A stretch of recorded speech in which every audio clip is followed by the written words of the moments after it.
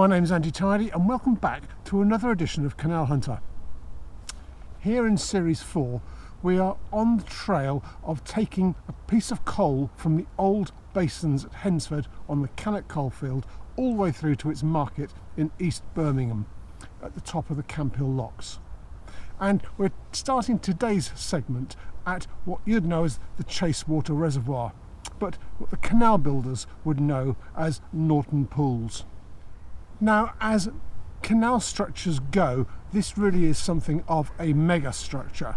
It was built in 1799 by the Worley and Essington Canal Company to provide its main water source for its contour canal that, as you know, went from Wolverhampton out to Lichfield. This 270-acre man-made lake is on average 11 foot deep. It's 3.5 miles in circumference, and it holds a staggering 4.4 billion litres of water.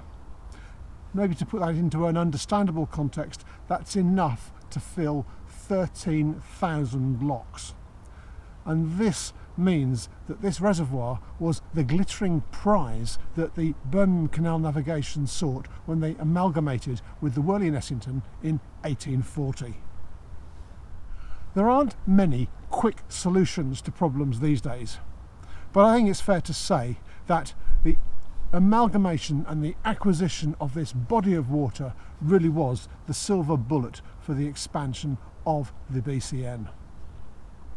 Now, it wasn't all plain sailing. A mere 2 years after the first dam was built, there was a huge summer storm, and the water came over the top of the reservoir and washed down the Cranebrook Valley all the way to Shenstone, devastating the path on its way.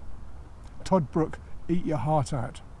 Anyhow, the canal builders dusted the clay off their boots and they rebuilt it, and they built it stronger and heavier than before. The resulting dam is over 1,800 feet long, 46 feet high, 49 foot high at the crest, 230 foot thick at the base. It is a monster. Now, the reservoir you see behind me today, known as Chasewater, has a slightly strange ownership arrangement. The local council now own the land underneath it and that surrounds it. You've got sailing clubs, motorboat clubs, water skiing clubs, fishing clubs, all water recreation users using the water. But CRT still own the water itself. And when the valves work, they can release water from the reservoir to top up the Wolverhampton level of the Birmingham Canal Navigations. Now, you can't really talk about this area without bringing in the subject of coal. We have spent the last 2 episodes pretty much going around the perimeter of the Brownhills colliery. We started at Grove, you'll remember, out into Brownhills itself, and then around to here. And it's the same seam of coal, and literally the Grove colliery stands just a few hundred metres beyond the far side of the reservoir. And this is a sample of the black gold that they were after. It doesn't take an awful lot of digging around here to find some. I mean, I found this bit just laying pretty much on the surface. And the type of coal you get was very localised. They look and they smelt quite different from one mine to another. Anyhow, as I'm on my bike, I'm not about to move 25 tonnes, which is what a typical day boat would carry. So, as a nod towards authenticity, I think I'll take this lump of coal and I'll make a personal delivery. I'll pop it in my camera bag.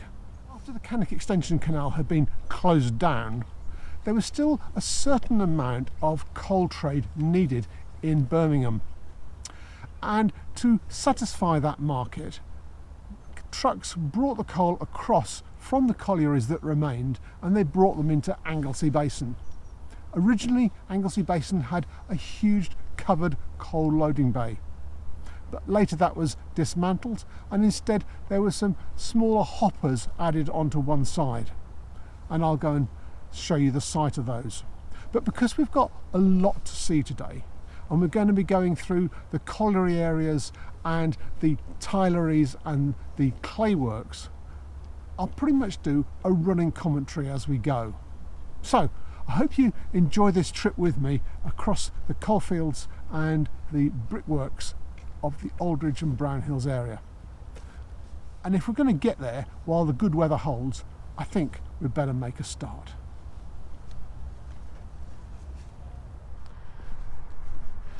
These were the 1960s coal chutes that were installed as a stopgap measure when the Cannock extension canal was closed to allow coal to be brought in by lorry, loaded onto the narrowboats and carried off to the remaining industries on the BCN, which could only really accept coal by water. This used to be a really quiet place to come and moor, but with the A5 running immediately to the south and the M6 toll to the north, the tranquility of the location has been pretty much eroded over the last few decades.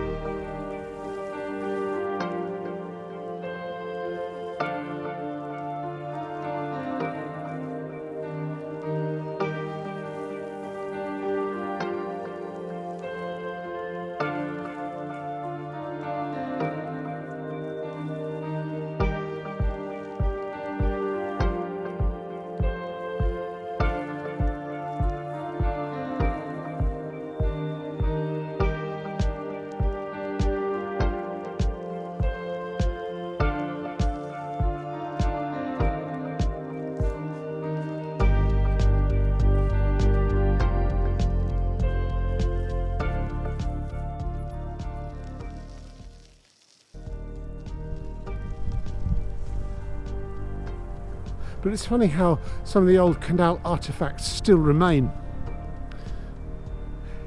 It's over 100 years since motorboats took over from the horse-drawn boats, but you still find the old rubbing strakes lining the edges of the bridges, drunken, falling off, gouged deep with gritty ropes. Did you know that a typical cotton or hemp rope had a life expectancy of a mere 6 weeks? It's like sort of sandpaper ground into the ropes and then ground away into the iron protection bars. It was a dirty business, coal boating.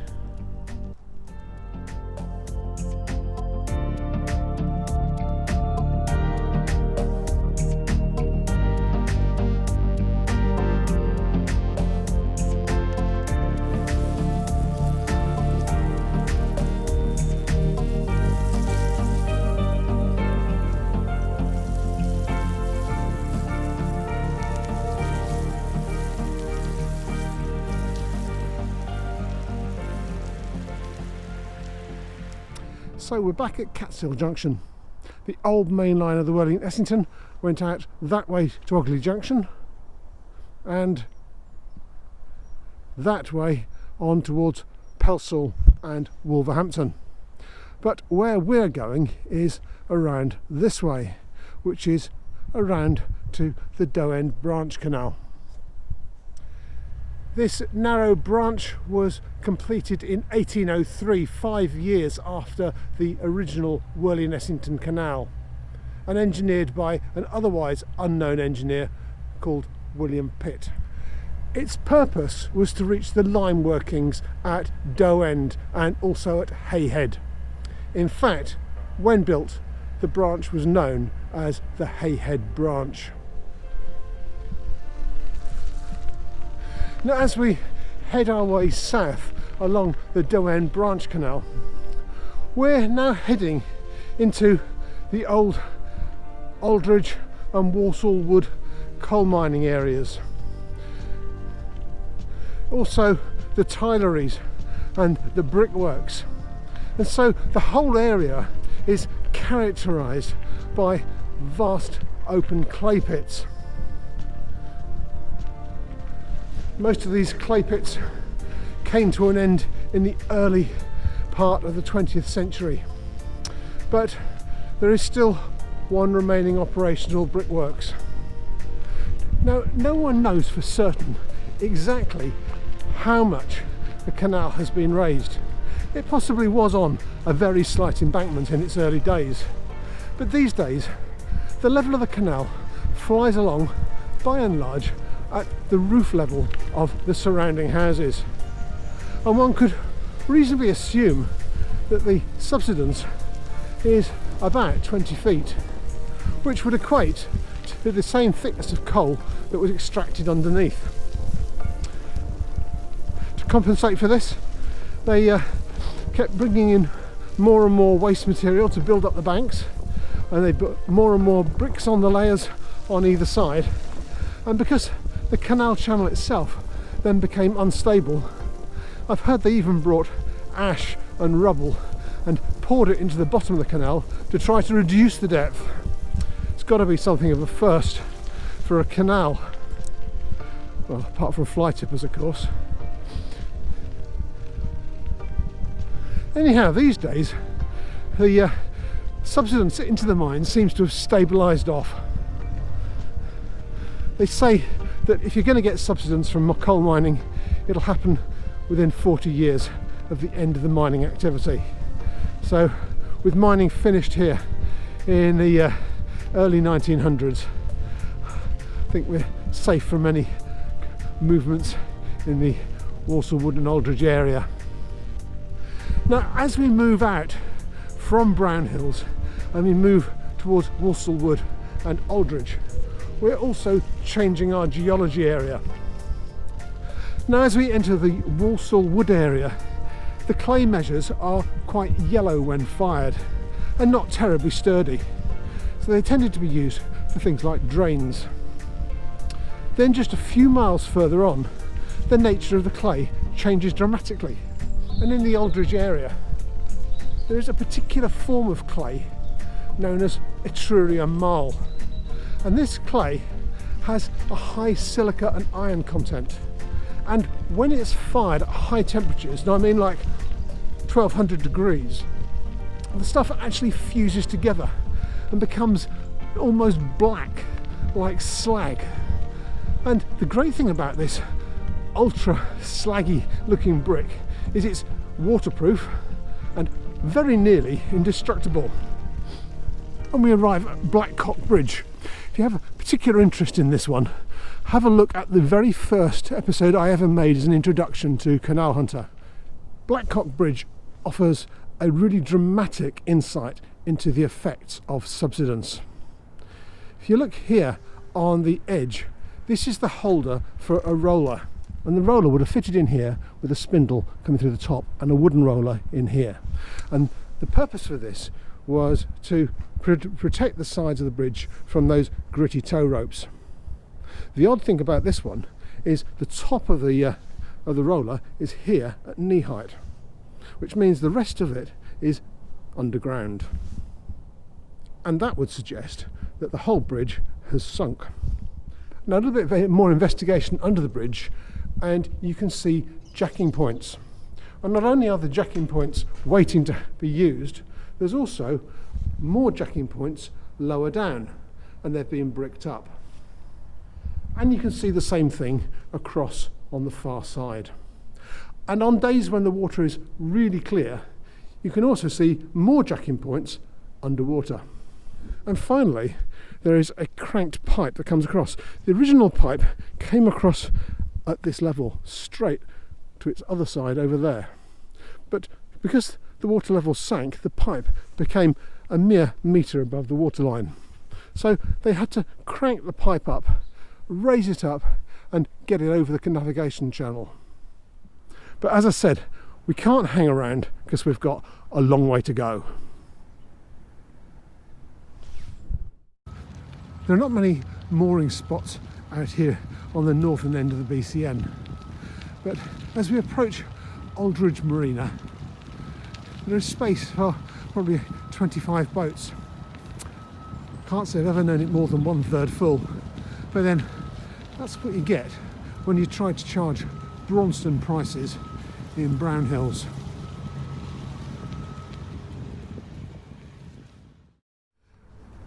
I know I said I wasn't going to stop and give you the history talk, but well, this is Northywood Bridge.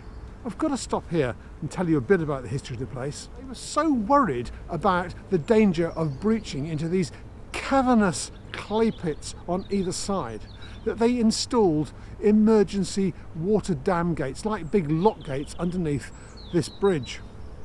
There was a lock gate built on each end, and should a breach happen, the gates could swing closed automatically and dam up the good parts and prevent the worst of the damage for the rest of the canal. And for once there is a historical picture of this very bridge with the gates being installed. Today, of course, there is no trace of them whatsoever. Now, I'm not going to bore you with the names of every industrial enterprise along this section of canal, but I would just like to throw out a few archaic names from this area to give you an idea of the density of industry that lined this old canal.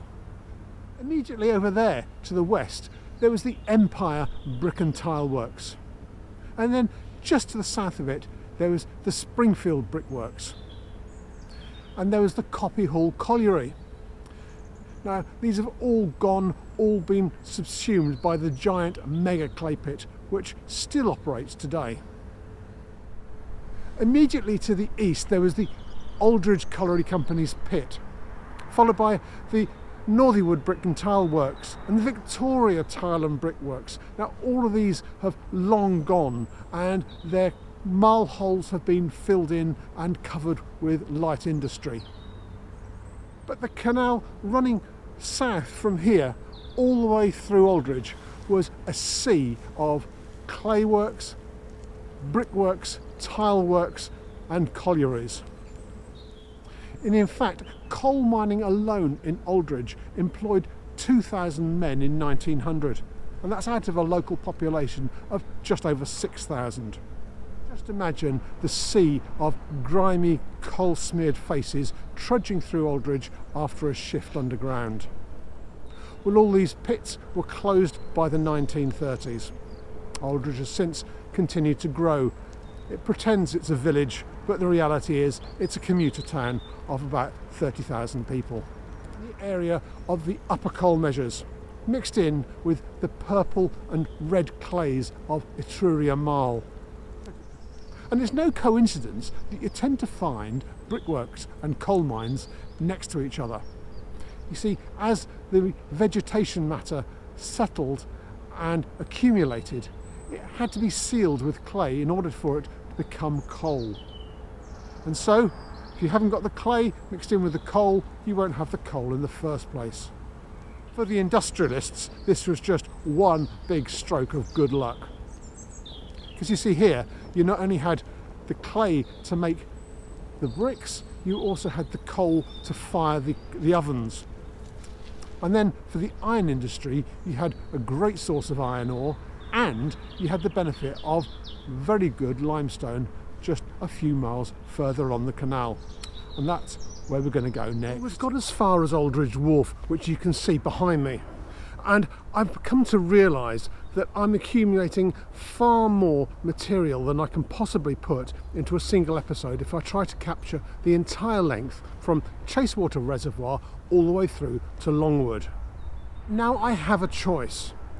I can either cut out a lot of the footage of the canal, which seems a massive shame, or I can cut down massively on the history, or probably both.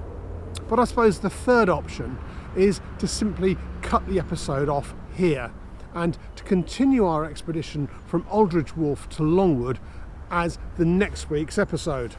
And that's what I think I'm going to do.